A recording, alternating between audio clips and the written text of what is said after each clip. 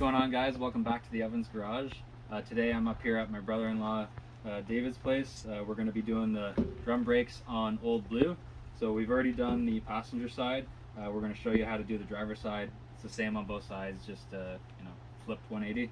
So we'll walk you through this process and show you how it's done. Okay, first we're going to pop off our hubcap and trim ring. Take our 13/16, pop the wheel off.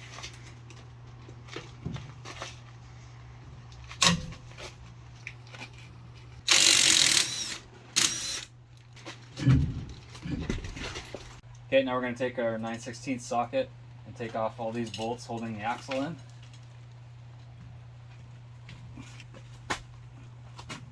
We'll get a drip pan underneath there because there's going to be axle fluid that comes out.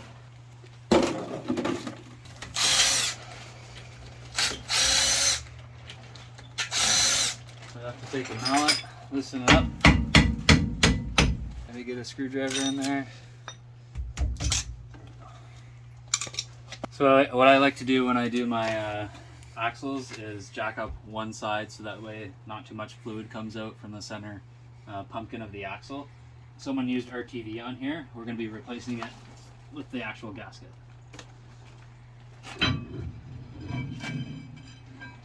Okay, so to get the entire drum off, we've got to take, there's a little kind of retaining key. Oh, just grab it with needle nose pliers. or don't. There we go. Okay, so here's the retainer key. And now we'll be able to pull out that axle nut. So we need a special socket for that. It's 2 9/16. We'll link that in the description box.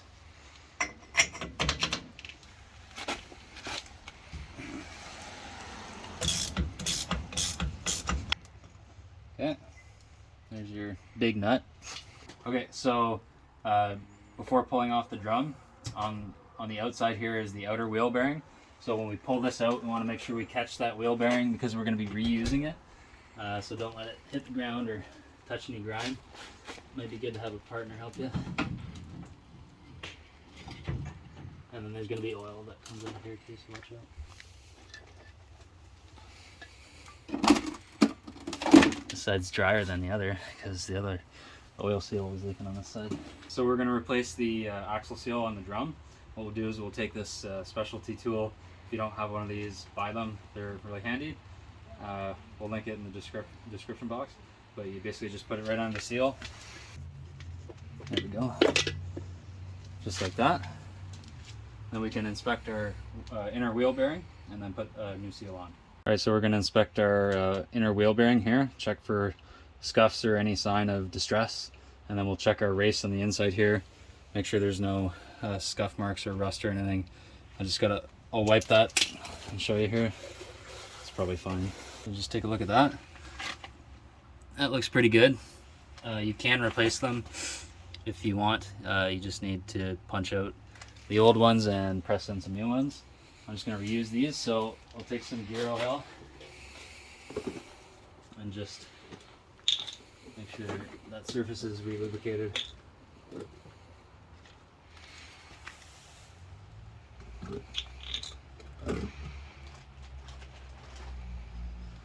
that back in there.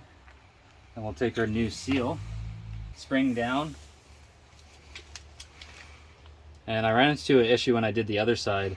When I was hammering it in, the spring actually popped out and I had to finagle it back up onto the seal. So maybe when we go to install this, don't hit so hard with the hammer.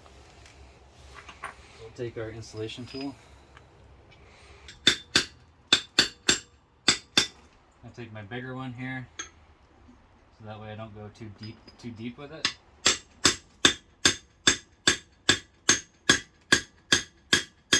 And there you can hear it bottom out. It's flat on the top. And then inspect here. Make sure that spring didn't come off or anything. Yeah, it looks pretty good. So we're good.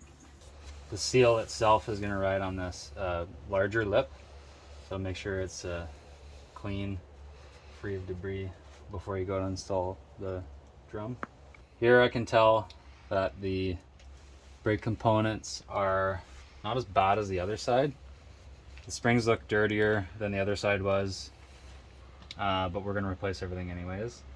I've opted not to replace the wheel cylinders themselves. We can do that for a future project, but none of them were leaking, so I'm not gonna replace them. So the first step now is we gotta try and disassemble everything. So I found the easiest thing on the other side was to take the bottom spring out first, then the top spring, and then you push in on these two side springs and loosen that, and then everything will just kind of fall back this way. Doing drum brakes, got this at Canadian Tire. It was only like $15. So I'll take out the bottom spring first. So that spring off. We'll do the top spring here. Just like that. And then if you push in on these guys to release them, that. And there's one on this side, kind of behind this emergency brake arm. I'll just kind of go in like this.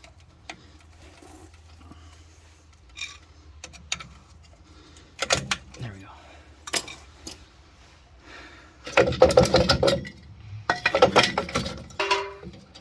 So the other thing is our emergency brake cable here. Just kind of make sure that's disconnected. There we go.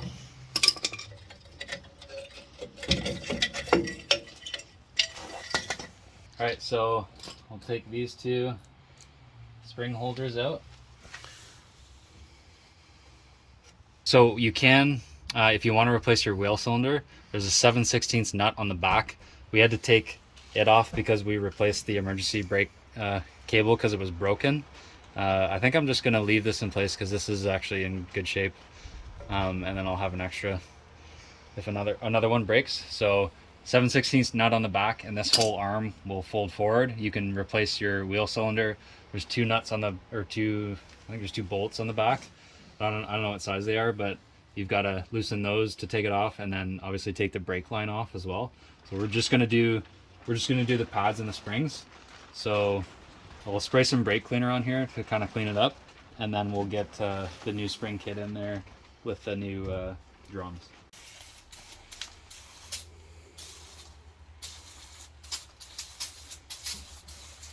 All right, so you got to install this piece too. The stud's already on the drum here. You put the spring over the stud, this guy over here, and then just pull your, see the spring's wrong.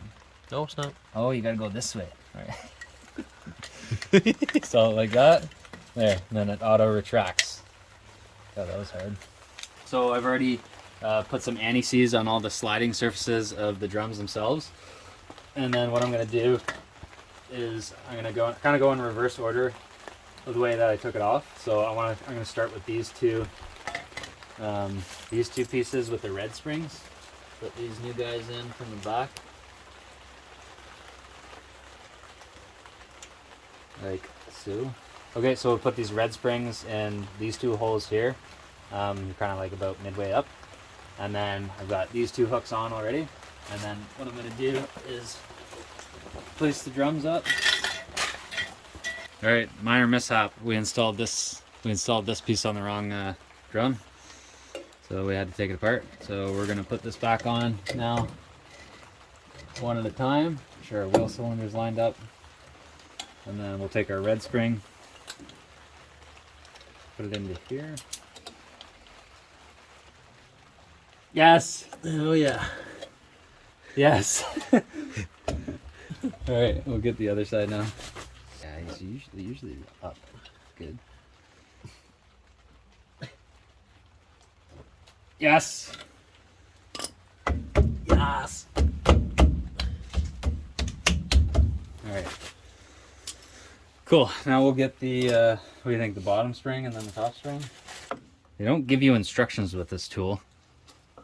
For some reason. It's almost like implied. Oh, there we go. There we go. Push it in. Yes. I didn't do anything. I always wonder with these Canadian Tire tools. There's no way you're gonna get that. Yes, it's in. It's in. Oh my god. Yeah. So sketchy. Okay, so we'll get the self adjuster on the bottom. I already put some anti-seize on there. Gonna go like so. Get loose. So we've got the self adjuster in the bottom now, and then we'll take our emergency brake cable here. I'm gonna go in between the red spring, or sorry, behind the red spring. Hook it into that new tensioner, and then I'm just gonna hook it into here, like so. There we go. And now that rattles. Okay, so now we're ready to throw the drum back on. I've got the seal installed in the drum, and then our new brake pads are on there. So what we'll do is this is at the minimum setting for the adjuster. We'll throw it on, take it off. Actually, I'll adjust this out a little bit now, see if we can throw it on. If not, then we'll back it off and then do that a few times until it's just less than snug. And then they're self-adjusting, so we shouldn't really have to adjust it much after that. Okay, we'll go a bit more. We'll go a bit more.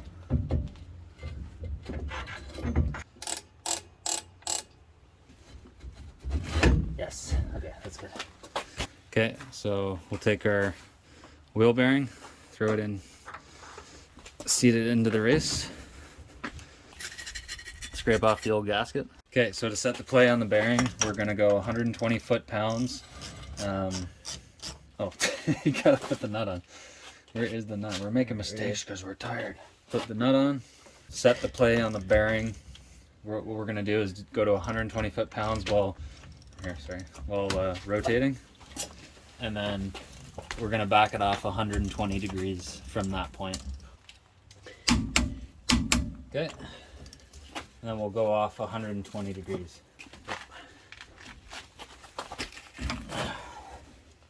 Keep going, keep going, keep going. Right there. Stop. Make sure we're still spinning. Alright. So good. And we'll set in our locking retainer.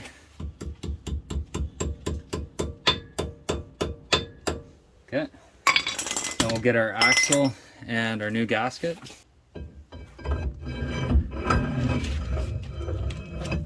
Gotta line up the splines and the axle, and then we'll throw these bolts back on.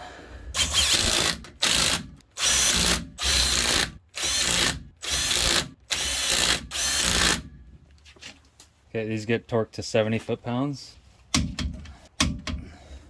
Alright, we can throw the wheel back on now. It's heavy, eh?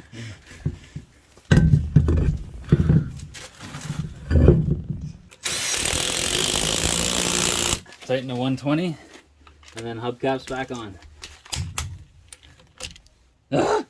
I'm so done right now. Two.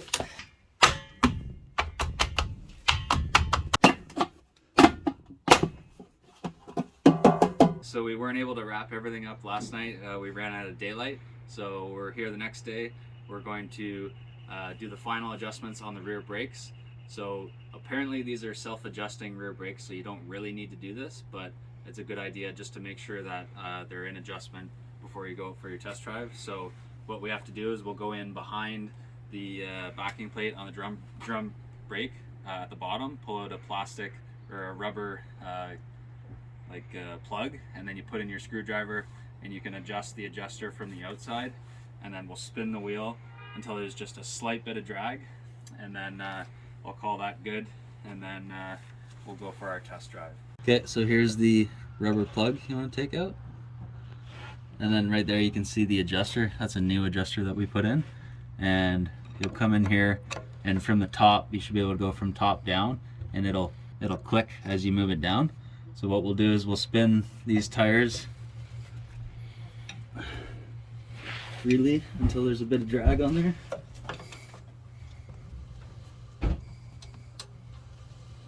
Let Let me know when you feel some drag.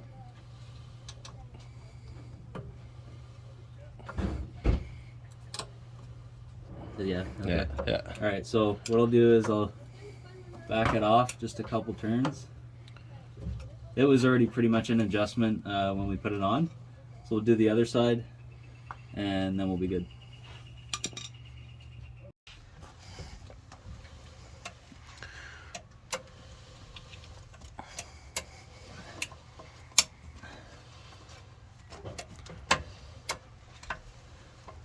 Any more resistance? Yeah. Okay, that's it there. Okay, I'll go back a couple clicks. So you should have a specialty tool to kind of push on that retainer on the other side of it, but you can kind of just back it off. Yeah. All right, we'll call that good. Okay, and so the last thing we can do is take a look at our emergency parking brake adjustment. So the adjustment for the pedal itself is right here. So these two cables run back to each side or each drum, and then there's a single point here for your adjustment on your pedal. So if you're putting your pedal in and you don't have any resistance, you want to tighten this guy up so you take up the slack. So I'll go and test it, and we'll see if it's giving me any resistance here.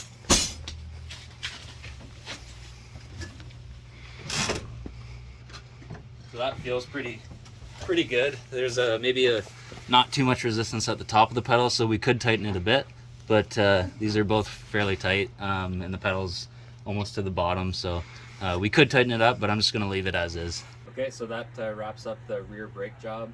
What we can do now is we'll go for a test drive, make sure everything works. If our pedal is mushy at all, what we can do is we can bleed the rear and the front brakes. We shouldn't have to because we never open the system, but just in case there's anything wrong with it, that's what we'll do after. So thanks for watching. Cheers.